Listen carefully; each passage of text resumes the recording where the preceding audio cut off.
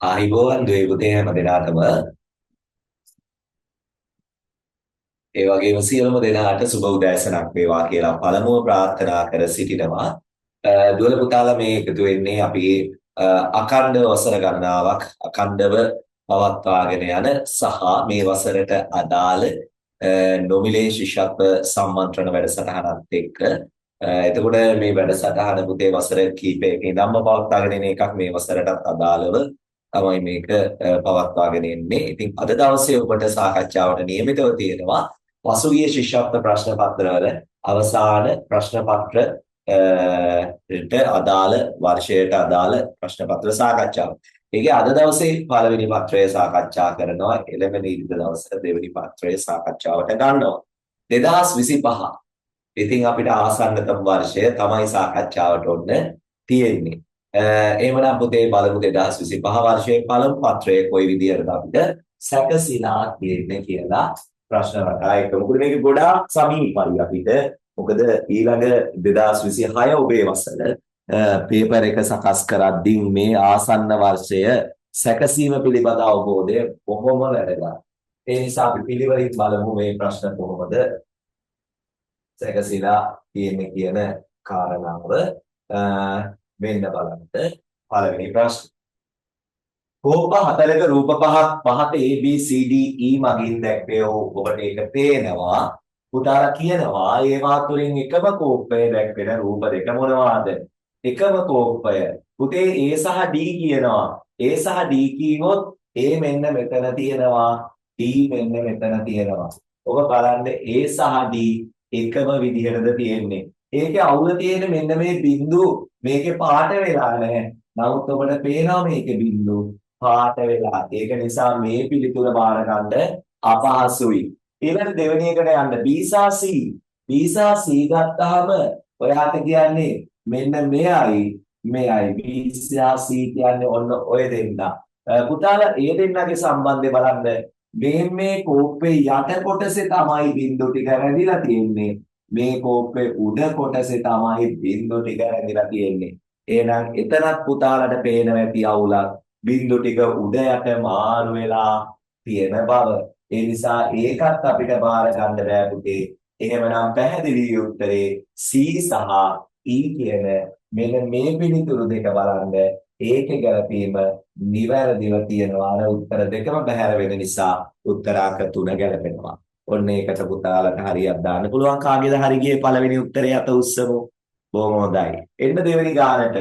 පහත රූපයේ ඇති පාවහන් අතරින් එකිනෙක ගැලපෙන පාවහන් යුගල කීයක් එක්වරකදී වෙන් කර ගන්න පුළුවන්ද කියලා අහනවා. පුතේ වෙන් කර ගද්දී අපි දන්නවා පාවහන් යුගල ගද්දී අපි සාමාන්‍යයෙන් ඔය පාවහන් යුගල ගන්නේ කොහොමද? ඔන්න ඔහොම. නේද?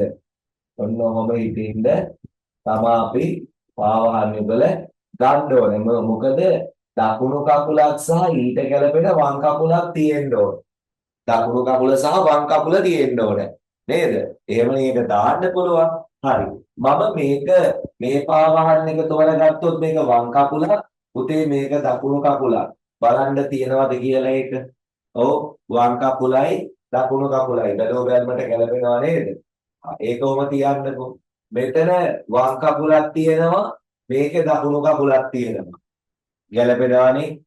වම් කකුලයි දකුණු කකුලයි තියෙනවා. බලන්න හොඳට ගැලපීම නිවැරදිද කියන කාරණාව. ඊට පස්සේ මෙතනත් පුතාලා වම් කකුලයි දකුණු කකුලයි තියෙනවා. අවුලක් නැහැනේ. ඒකේ අවුලක් විදින්න විදියක් නැහැ. මෙතන චූටි වෙනසක් තිබ්බා. මෙන්න මේක. මේ බලන්නකෝ මම පොඩි වෙනසක් කරනවා. උදේ අපි ගත්තේ මෙන්න මෙතන. හොඳින් බලන්න මෙතන මේ පාවහන් එකට ගැලපෙන්නේ මෙතන තියෙන පාවහන් එකට මෙන්න මේක ගැලපෙන්නේ. බලන්න නැද්ද කියලා. ඒකේ ඉරි දෙකක් තියෙනවානේ. ඒකේ ඉරි දෙකක් තියෙනවා. ඊළඟට මේ පාවහන් එකට ගැලපෙනවා මෙතන තියෙන්නේ. ගැලපෙනවානේ. හොඳට බලන්න ගැලපෙනවද නැද්ද කියලා.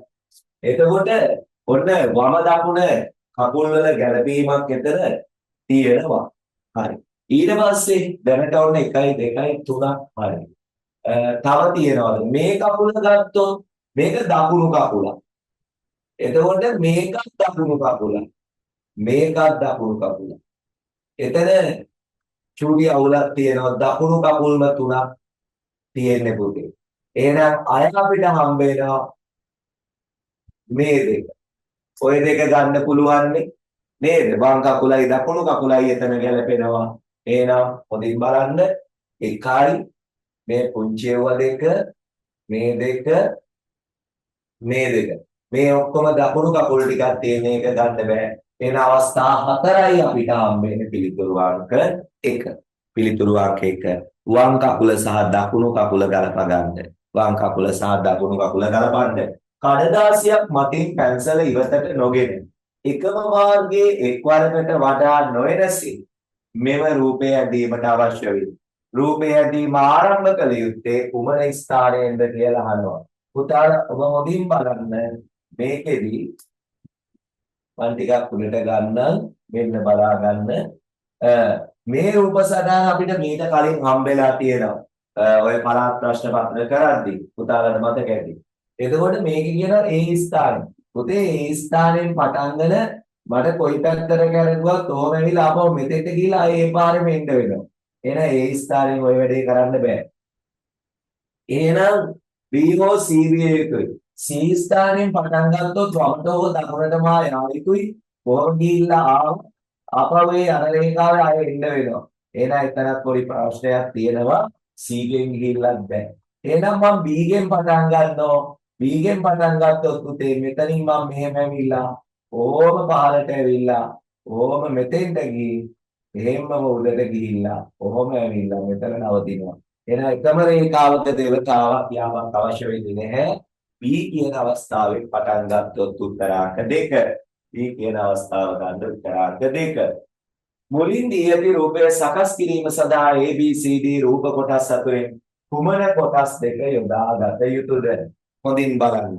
පුතේ මේ ෆෑන් එකේ මේ ක්‍රියාවත් යන්නේ මෙහෙම. කොහොමද කැරකිලා තියෙන ඔයාලට පේනවා ඒවා කැරකිලා තියෙන රටාව. එතකොට මේකේ A සහ D ගලපන්න පුළුවන් කියනවා. A D කියන්නේ ඔන්න ඔය දෙක. බලන්න පුතේ මේකේ A අකුරේ ෆෑන් එකේ පියාපත් මේ ආකාරයට වක්‍රේ පිටන්නේ. පේනවද ඔයාලට? එතකොට අර පැත්ත අඩි ගියාට මේ දෙපැත්ත ගැලපීමේ දෝෂයක් ඒකේ තියෙන බව ඔබට පැහැදිලිව පේනවා. ඊළඟට B සහ C ගලපන්න පුළුවන්. ඒ කියන්නේ මේ දෙන්න. B සහ C. B ගේ නම් මේ පළු ටික හරි මේ මේ පැත්තට කරගෙනවා. C ගේ බලන්න C පහළට කරගෙනවා. නමුත් මේකේ පහළට කරගින්නක් නැහැ. එහෙනම් B C දෙන්න ගලපන්නත් බෑ පුතේ. එහෙනම් B D දෙන්න ගලපෙනවා කියනවා. බලන්න B D දෙන්න ගලපෙයිද කියලා. B D දෙන්න. B D දෙන්න. මෙන්න B D. බලන්න මෙයා මෙන්න මේ පැත්තට ගමන් කරනවා. ඒක අපිට පේනවා ඒක හරි. එහෙනම් D ගෙත් ඒ වක්‍රයේ මේ විදිහටම පිහිටනවා පේනවා. ඔන්න ඔහොම. හරි නේද පුතේ? එතකොට ඒ දෙන්නගේ ගැලපීම හරි. B සහ D කියන උත්තරේ ඔබට ගන්න පුළුවන්. B සහ D කියන පිළිතුර. හොඳයි. පළවෙනි පත්‍රයකට පුතේ උත්තර ලියද්දී වැඩි වේලාවක් ගන්න එපා. මේවා ලේසි සම්මුල් ප්‍රශ්න ටික ඒවල වැඩි වෙලාවක් ගන්න එපා. පුළුවන් තරම් තර්කයේ ගොඩනගාගෙන ඉක්මනින් යන්න. අනික එක සියල්ල ගලපන්න එපා. සියල්ල ගලප හිටියොත් වෙලාව ගත වෙනවා වැඩි. ඔබට ගැළපෙන උත්තරේ ආව ගමන් එතනින් උත්තරේ ලකුණු කරලා ඊළඟ එකට යන්න. මොකද සමහර ගණන්වල තර්ක කීපයක් යන්න පුළුවන්. අපිට පළවෙනි තර්කයෙන් ගන්නවා වුණොත් එතන උත්තරේ ලකුණු කරලා ඊට පස්සේ අනෙක් උත්තර දෙකේ පළවෙනි තර්කයට අහු වෙන්නේ නැත්නම් ආයෙ බලන්න වැඩක් නැහැ. ඒ නිසා කාලය කියන එක පළවෙනි පත්‍රයේ ගොඩාක් වැදගත්. ඒ නිසා චර්ම ඉක්මනින් මේ කොටස් ටික ආවරණය කර ගැනීම ඔබට වාසිදායකයි. හොඳයි මේකේ ලොකු පොඩි කාගෙත් ළඟ ගැවසෙන්නේ අවැසි තැනදී එළියට පිවිසෙන්නේ මුදු පහසක් සපයා සැනසෙන්නේ මගේ පිරිසිදුකම විය කියන්නේ. පිරිසිදුකම විය කියලා යනවා ලොකු පොඩි කාගෙත් භාවිතයට ගන්නවා අවශ්‍ය වෙලාවට එළියට ගන්නවා මුදු පහසක් සලසනවා. එහෙනම් පුතේ ඒ කියන කරුණු කාරණා සියල්ල එක ගැලපෙන්නේ කණ්ණාඩිය පනාව ලේන්සුව කියන එකෙන් මොකද්ද? ඔව් ගැලපෙනවා ලේන්සුව කියන පිළිතුර. ලේන්සුව මුදු පාසස් අපයන්නේ ලේන්සුව. ඊළඟ 6 වෙනි ගානට එන්න. 1 2 3 4 5 5 6 2 4 5 7 8 2 4 5 යන සංඛ්‍යා කාණ්ඩ තුනට පිළිවෙලින් ගැලපෙන වචන ඇතුළත් කාණ්ඩය කුමක්ද? පුතේ මේක අපි තර්ක කීපයක් ගොඩනගා ගන්න ඕනේ. එහෙනම් මේ වචනවල එකක් මෙන්න මෙතන තර්කයක් අපිට මැද වචනේ දිහා බැලුවොත් මුලයි අගයි දෙකම 5 දෙන්න ඕනේ. මැද වචනේ. මේකෙත් මහරගම ගැලපෙනවා මේකෙත් මහරගම මුලයි අගයි -2යි -2යි මේකේ කතරගම මේන් බලන්න. එතකොට එතන මුලයි අගයි වෙනස් අකුරු දෙකක් තියෙන්නේ. අරක සම ඉලක්කම්. එහෙනම්මයි පුතේ මේ උත්තරේ ඔබ බාර ගන්න එපා. මේක හරන්න. ඒ උත්තරේ අවශ්‍ය එකක් නෙවෙයි. ඔන්න ඒක බැහැර කරා. එහෙනම් අපිට 1යි 3යි කියන උත්තර දෙකත් එක්ක ගමන යන්න තියෙනවා. කොහොමද ගමන යන්නේ? දැන් ඔබට පේනවා මේ පහ වෙනකොට අපි මයන්න ගත්තොත් මෙතන මහරගම ඒ වගේම මෙතන මහරගමෙත් තියෙනවා. ඊළඟට පහ කියන එක මෙන්න මෙතනක් තියෙන්න ඕන පළවෙනි වචනේ අගාපුර. එහෙනම් ඒකත් එතන ගැලපීම හරි මයන්න තියෙනවා. තුන්වෙනි වචනේ අගාපුර අගටක් තියෙන්නේ පහ. ඒකෙත් ඒ ගැලපීම හරි. ඒ ටික එතන ගැලපිය ප්‍රශ්නයක් නැහැ. ඔන්න පහට අදාළ ගැලපීම් ටික සියල්ල හරි. එහෙනම් ඊළඟ තර්කයක් අපි තව එකක් ගොඩනගමු. ඒ තමයි ඊළඟට තියෙන තව ඉලක්කමක් ගන්න. දෙකේ ඉලක්කම. අපි දෙකේ ඉලක්කමේ ස්ථානගත වීමත් එක්ක ගලපගමු. මේකේ දෙකේ ඉලක්කම මැද්දේ තියෙනවා මේ වචනේත් මැද්දේ තියෙනවා. එහෙනම් මැද්දට සමාන අකුරු දෙකක් වෙන්න ඕනේ. මේ දෙවෙනි වචනේ ගත්තාම ර අකුර මැද්දේ තියෙනවා. මේකේ න අකුර පුතේ මැද්දේ තියෙන්නේ. ආන් එතන අවුලක් තියෙනවා කියන එක පුතාලට පැහැදිලිව පේනවා ඇති. එහෙනම් මේ පිළිතුර ගන්නත් බෑ පුතේ. ගැලපෙන්නේ මේක. ගැලපෙන්නේ මේක උත්තරාංක 3. ඔන්න ඔබම අපිට තර්ක කරගන්න පුළුවන්. පාඨයේ විස්තරයට අනුව අපේ ගම පිළිබඳව සකස් කර ඇති නිවැරදි දල සටහන කුමක්ද? බලන්න මේ සටහනදී අවබෝධේ.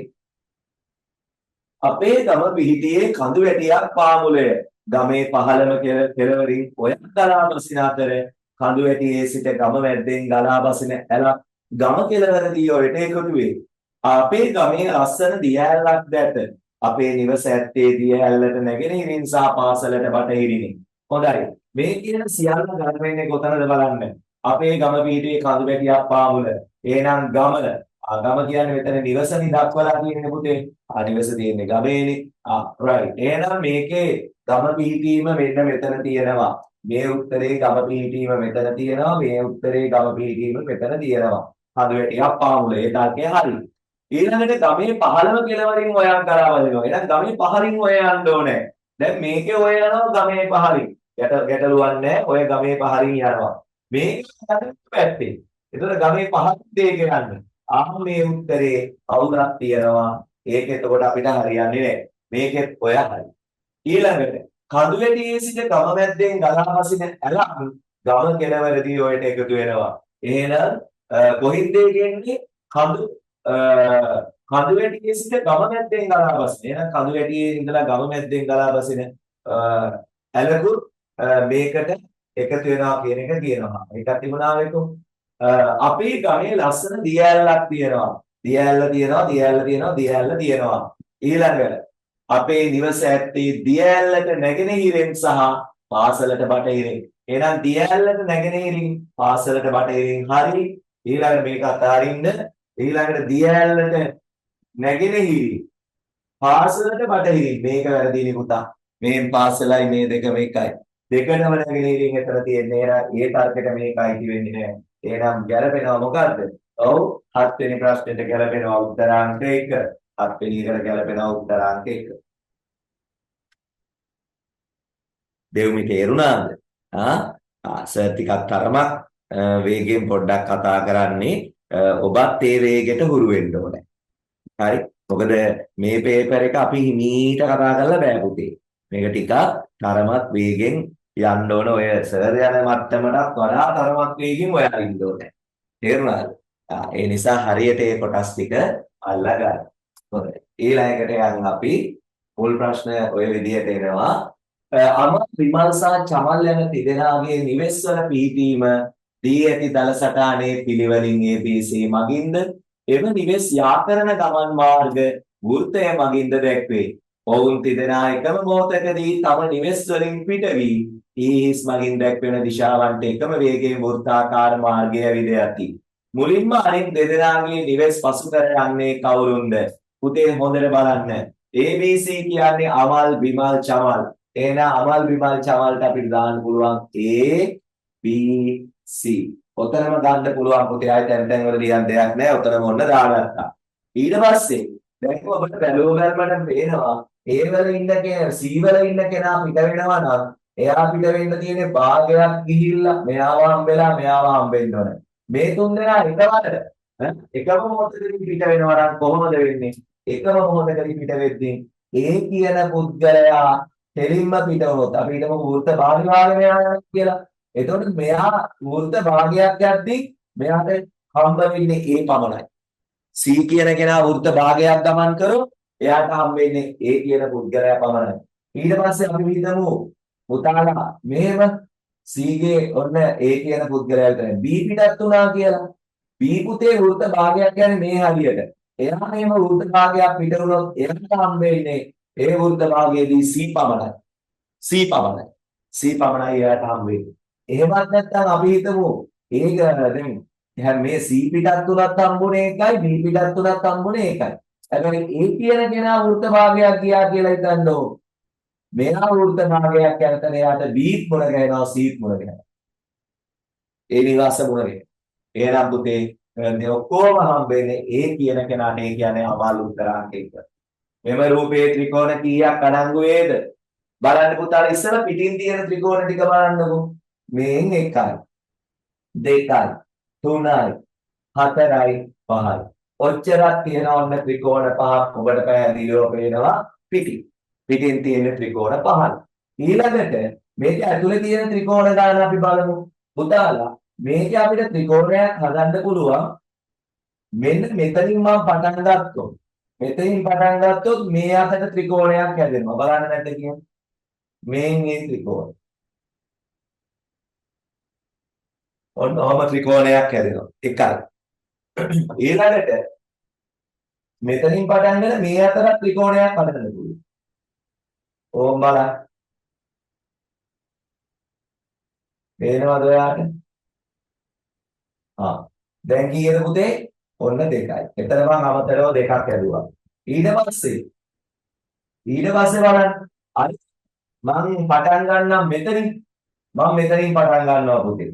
මෙතනින් පටන් ගන්න මට එකක් හදන්න පුළුවන් මේ පැත්තට. මේන් බලන්න.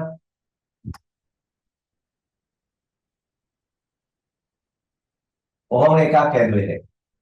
අය පුතාලා මට පුළුවන් ඕක මේ පැත්තටත් හදන්න. මේන් බලන්න. මේ අතර ඇදුවේ. කීයද එතකොට? 2යි. කීයද එතකොට? 2යි. ඊට පස්සේ පුතේ අරකට පුළුවන් දැන් මම මේ මුල්ලට විල්ලත් පුළුවන්. මේ මුල්ලෙන් ගන්නම් කොහොමද? මේ මුල්ලට මං ආවොත් මෙතනින් මෙහාට දැන් ගියානේ. මෙතනින් මේ පැත්තට ගිහින් තියනවා. කලින් වටේ අහු වෙලා. එහෙනම් මෙතනින් ධම්මට ආය යන්න තියෙන්නේ කොහාටද? ආය යන්න පුළුවන් මට පහළට. පහළට. ඒ කියන්නේ මේ මුල්ලෙන් කොහොම එකක් ඇදුවේ. ඔන්න ඔහොම. එකයි. අය මට ඒකේ යන්න පාත් එකක් නෑ.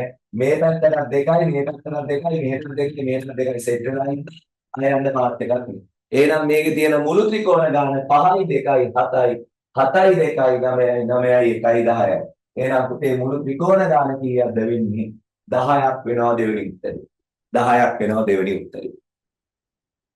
ගණකයක මුහුණක් 6 මත 1 2 3 4 5 6 යන ඉලක්කම් ලියා ඇත්තේ එක් මුහුණත මත එක් ඉලක්කම බැගින් වන පරිදි සහ එකිනෙකට ප්‍රතිවිරුද්ධ මුහුණක් මත ඇති ඉලක්කම් වල එකතුව 7 වන පරිදිත්‍ය. ගණකයේ ඕනෑම මුහුණතකට යාපද මුහුණක් 4 මත ඇති ඉලක්කම් වල එකතුව කීයද? හොඳයි.